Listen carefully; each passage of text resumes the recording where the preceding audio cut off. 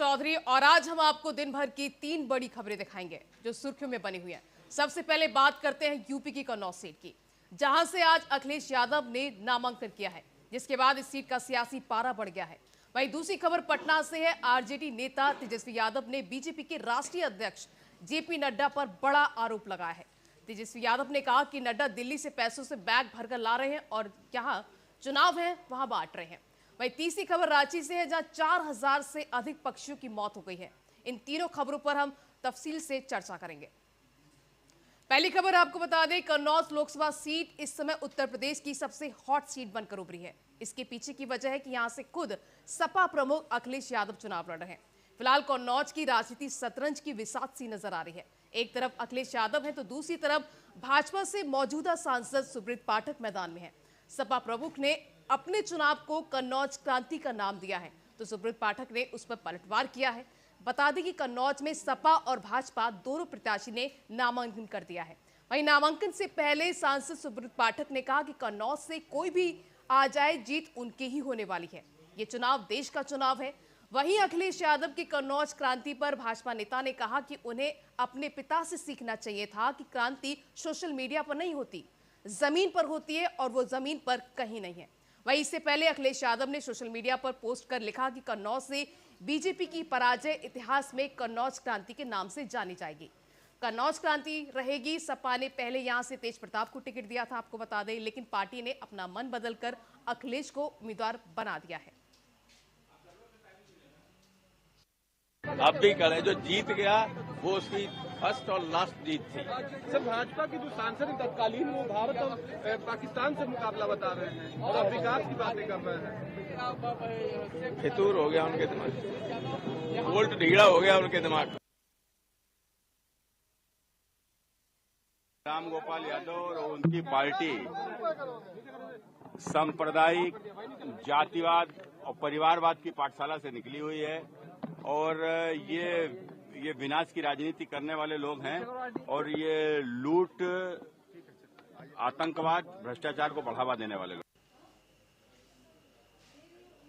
जी, तो कन्नौज सीट से अखिलेश ने नामांकन दाखिल कर दिया है। वहीं बीजेपी से भी सुब्रत पाठक ने नामांकन आज दाखिल किया है और आपको बता दें दोनों के बीच ये मुकाबला देखने को मिलेगा। सपा की पारंपरिक सीट है कन्नौज, तो आपको बता दें कन्नौज का चुनावी रण काफी ज्यादा रोमांचक देखने को मिलेगा।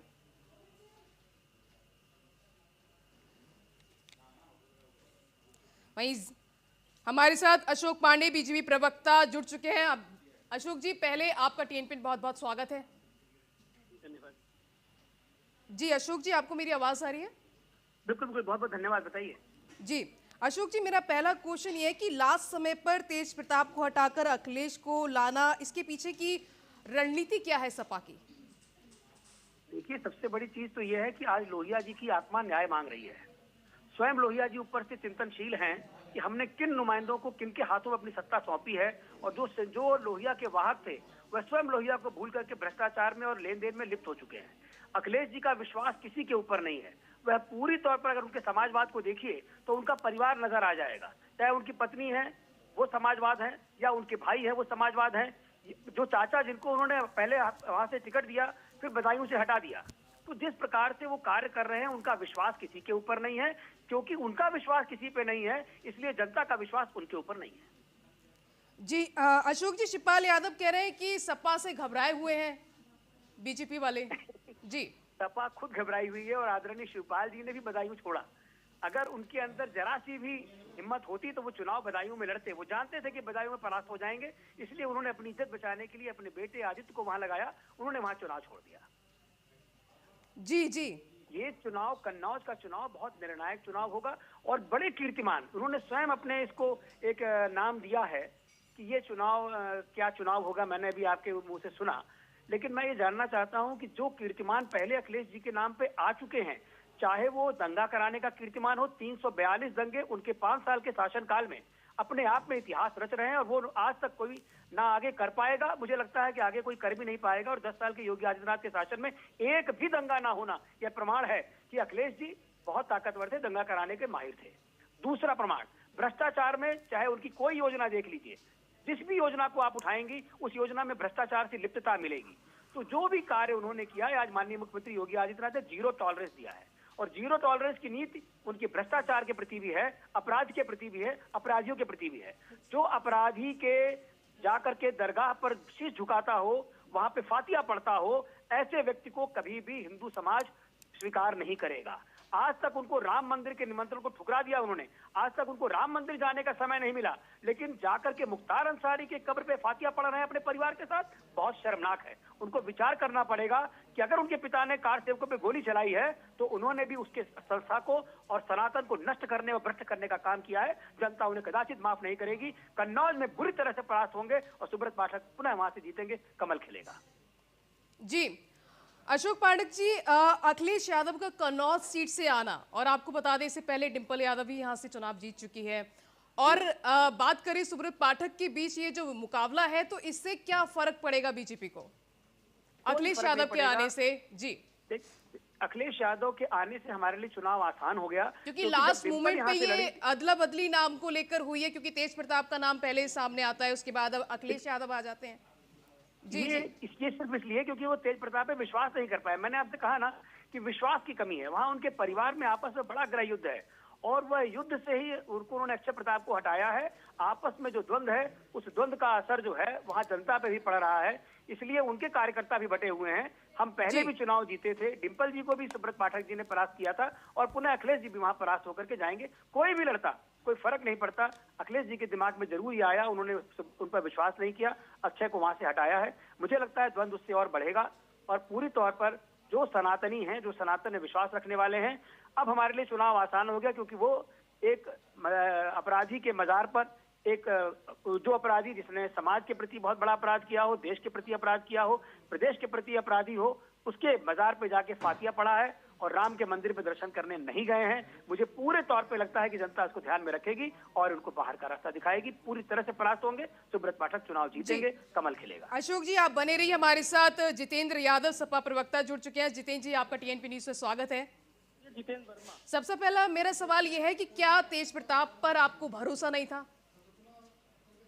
देखिए, समाजवादी पार्टी को एक एक कार्यकर्ता पर भरोसा है, इसीलिए समाजवादी पार्टी लगातार बढ़ रही है। भारतीय जनता पार्टी इसी को लेकर बेचैन है। सुब्रत पाठक की जमानत जब्त होती जा रही है, जिसको प्रधानमंत्री नरेंद्र मोदी जी से लगाकर पूरी भाजपा एकजुट होकर भी नहीं बचा पाएगी। माननीय अखिलेश यादव जी कम से कम 4 से 5 लाख वोट से चुनाव जीतने जा रहे हैं। अब इनमें यही डर भय बैठ गया है भारतीय जनता पार्टी में। अभी बड़ी बड़ी बातें कर रहे थे, राम मंदिर और तमाम चीजों की बातें कर रहे थे हमारे बीजेपी के भाई, तो आतंकवादियों को उनके घर तक छोड़ने वाले लोग हैं ये लोग। जी जितेंद्र जी, मेरे सवाल का जवाब नहीं दिया आपने। मैंने आपसे पूछा तेज प्रताप पर भरोसा नहीं था क्या? मैंने जवाब दे दिया। समाजवादी पार्टी को अपने एक एक कार्यकर्ता पर भरोसा है। पार्टी तो फिर ये नाम के हिसाब से एन समय पे क्यों बदला गया? आप तय करेंगी, आप तय करेंगी, आप तय करेंगी, समाजवादी पार्टी तय करेगी जो तय करवा लो। सर वही तो पूछ रही हूँ सर आपसे कि सर मैं सवाल पूछ रही हूँ, ये मैं नहीं तय करूंगी सर। मैं जानती हूँ, मेरा सवाल सिर्फ इतना है सर कि पहले तेज प्रताप का नाम आपने आगे किया, उसके बाद ये कल आपने अखिलेश यादव का नाम, आज उन्होंने नामंकन कर दिया, तो सवाल तो उठेगा ना सर। पार्टी के नीतिगत मामलों को पार्टी तय करेगी, ना कि कोई एंकर तय करेगा। ठीक है ना? हम किसको देंगे, कब देंगे, किसको कम से कम शैली मर्यादा। जितेंद्र जी मैं वही कह रही हूँ, मैं सवाल ही पूछ रही हूँ सर। कि समाजवादी तुरंत अपनी शैली छोड़ देते हैं। अबे और वो शैली का असर आपको शैली अच्छी रखिए, जो एंकर है वो अपना काम कर रही है। आतंकवादियों पत्रकार पर इस तरह का आरोप लगाना उचित नहीं है। छोड़ के आ गया था। अबे आतंकवादी चुप रहो, आतंकवादियों को घर तक छोड़े आए तो ज्यादा भाषण मत दो, ठीक है ना? जिन्ना के मजार पर फूल चढ़ाने वाले लोग। जी जी, मेरा आप दोनों से कहना है कि अपनी शब्दों की मर्यादा बना के रखिए। आपको जनता देख रही है, आराम से अपनी बात रखिए, एक एक करके अपनी बात रखिए, आराम से अपनी बात कहिए, शब्दों की मर्यादा बनाए रखिए। सरकार बनाई मेघालय में, और यही समाजवादी है। आतंकवादियों को तुम लोगों ने जी आतंकवादियों को पाकिस्तान छोड़ के आए। जी जितेंद्र जी आप रुक जाइए। अशोक पांडे जी आप मेरी सवाल का जवाब दीजिए। वो कह रहे हैं सुब्रत पाठक की जमानत जब्त हो जाएगी, क्या कहेंगे इस पे आप? मैं समझ नहीं पाया कि आपका प्रश्न ये बहुत बोल रहा है, मुझे अपना प्रश्न बताइए। जी अशोक जी, जितेंद्र जी कह रहे हैं कि सुब्रत पाठक की जमानत जब्त हो जाएगी। देखिए, ये इनके मन की सोच है, ये स्वप्न है, दिव्य स्वप्न है, जो ये दिन में और रात में दोनों टाइम देख रहे हैं, इनको देखने दीजिए। 4 जून को फैसला होगा, किसी भी सूरत में नहीं। इतना वहां पे जो वोट का वितरण है, सबका साथ, सबका विकास, सबका प्रयास। हम सबका साथ, सबका विकास, सबका प्रयास से वोट मांग रहे हैं। जो हमने काम किया है जनता के बीच में, जो योजनाओं का लाभ जनता को मिला है, प्रधानमंत्री नरेंद्र मोदी जी की हर योजना का लाभ समाज में सबको बराबर से बांटा गया है। कोई भेदभाव नहीं किया है, परिवारवाद, वंशवाद को देख के हमने काम नहीं किया है। हमने कहीं किसी के प्रति भ्रष्टाचार नहीं किया है। हमने लोगों को परिवार को चिन्हित करके काम नहीं किया है। हमने सबको बराबर समाज में स्थान दिया है और नारी का सम्मान हमने किया है। इन्होंने नारियों का अपमान किया है। अगर देखा जाए तो 1260 मुकदमे। जितेंद्र जी, भाषा का ध्यान रखिए, भाषा की मर्यादा का आप ध्यान रखिए। ये पूरे परिवारवाद को बढ़ाने वाले लोग हैं, इनकी कोई चिंता करने वाला नहीं है। ये पूरी तरह से परास्त होंगे, परास्त होकर वापस जाएंगे। जिस सुब्रत पाठक उससे ज्यादा वोट चुनाव जीतेंगे, है ना। वोट से सर, ऐसी बात नहीं हो पाती है जनता के सामने। आप किसी को आपकी आवाज समझ में नहीं आ रही है, आप क्या कहना चाह रहे हैं, क्या पक्ष? और भाषा की मर्यादा रखना बेहद जरूरी है, क्योंकि आप चुने हुए नेता हैं किसी पार्टी के और दर्शक आपको सुनते हैं, तो इसलिए भाषा का मर्यादा होना बहुत जरूरी है। नेशनल चैनल है सर, 10 लोग, हजारों लोग उसको देखते हैं और उसके बाद भी आप इस तरह की भाषा का मर्यादा बेहद जरूरी है। तो आप दोनों का बहुत बहुत शुक्रिया। अशोक पांडे जी, जितेंद्र यादव जी, टीएनपी न्यूज में जुड़ने के लिए बहुत बहुत शुक्रिया आपका।